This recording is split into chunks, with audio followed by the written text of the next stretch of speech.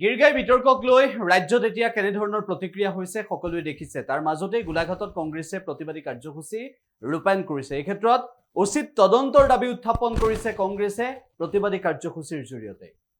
BJP হাই হাই হাই হাই বিজেপি হাই হাই হাই হাই হাই দিলীপ শইকীয়া হাই হাই হাই হাই জয়ন্ত মল্ল বৰুৱা হাই হাই গৰু চুৰক গ্ৰেপ্তাৰ কৰক গৰু চুৰক গ্ৰেপ্তাৰ কৰক গৰু খুটিৰ অন্যায় বন্ধ কৰক গৰু খুটিৰ দুৰ্নীতি বন্ধ কৰক গৰু খুটিৰ দুৰ্নীতি বন্ধ কৰক হাজৰিকা হাই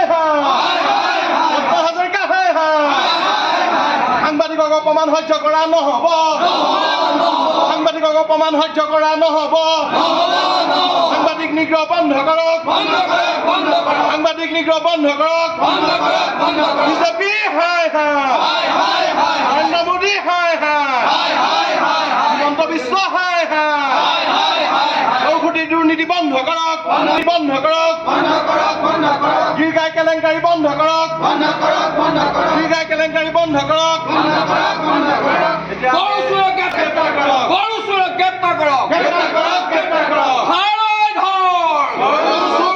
অসমৰ মুখ্যমন্ত্ৰী ডাঙৰীয়াই কৈছে অসম প্ৰদেশ যুৱ কংগ্ৰেছৰ পেজটো চৌদি আৰবৰ পৰা চলে।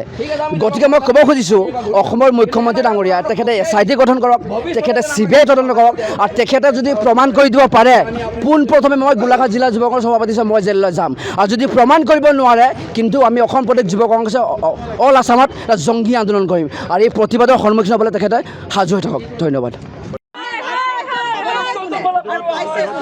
আজি আপোনালোকে চাওক, বিজেপি নেতৃত্বাধীন চৰকাৰখনে গৰুক পূজা কৰিব লাগে বুলি কয়, কিন্তু এই গৰু চোৰৰ লগত বিজেপিৰ বিয়াগুম নেতা মন্ত্ৰীসকল ধৰা পৰিছে। বিজেপিৰ ৰাজ্যিক সভাপতিয়ে কৈছে মই দুজনী গৰু নিছিলোঁ, তাৰমানে গাখীৰ উৎপাদন হৈ থকা সময়ত তেওঁলোকে গৰু নিলে আৰু গৰু পুনৰ গৰু খুঁটিত ঘূৰাই দিছোঁ বুলি কৈছে। আজি গৰু খুঁটিৰ গৰু গিৰগাই কেলেংকাৰী হৈছে, বিশেষকৈ সাংবাদিকসকলক অপমান কৰিছে, তলৰ মানুহ বুলি কৈছে। পেপাৰ বিতৰণ কৰা হকাৰসকলৰো মৰ্যাদা আছে, কিন্তু কৰ্মক লৈ পেলাই তেওঁলোকে যিটো তুচ্ছ তাচ্ছিল্য কৰিছে সেইটোত আমি গোলাঘাট জিলা কংগ্ৰেছ কমিটিয়ে জয়ন্ত মল্ল বৰুৱা আৰু বিজেপি নেতৃত্বাধীন চৰকাৰখনক আমি ধিক্কাৰ দিছোঁ।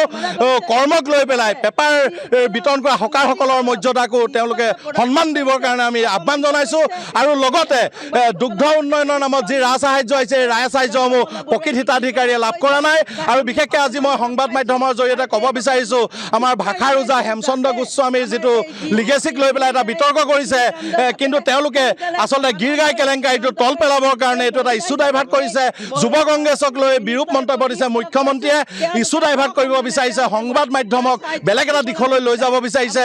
প্ৰকৃততে বিজেপি নেতৃত্বাধীন চৰকাৰখনে দুৰ্নীতিত জড়িত হৈছে। গৌৰৱ গগৈ ডাঙৰীয়া APCCৰ সভাপতি হোৱাৰ পৰা সমগ্ৰ অসমত যুৱ প্ৰজন্ম নৱপ্ৰজন্মৰ ভোটাৰ আহি পৰিছে। সেই সময়তে মুখ্যমন্ত্ৰী জয়ন্ত মল্ল বৰুৱাকে আদি কৰি সকলো তাৰমানে এই দুৰ্নীতিৰ লগত জড়িত হৈ পৰিছে। আপোনালোকে দেখা পাইছে পীযুষ হাজৰিকা মুখ্যমন্ত্ৰীক ক্ষমা খুজিবলৈ বাধ্য কৰাইছে জয়ন্ত মল্ল বৰুৱাই। সেয়েহে নৈতিক দায়িত্ব স্বীকাৰ কৰি জয়ন্ত মল্ল বৰুৱাৰ পদত্যাগ দাবী কৰিছোঁ। ধন্যবাদ।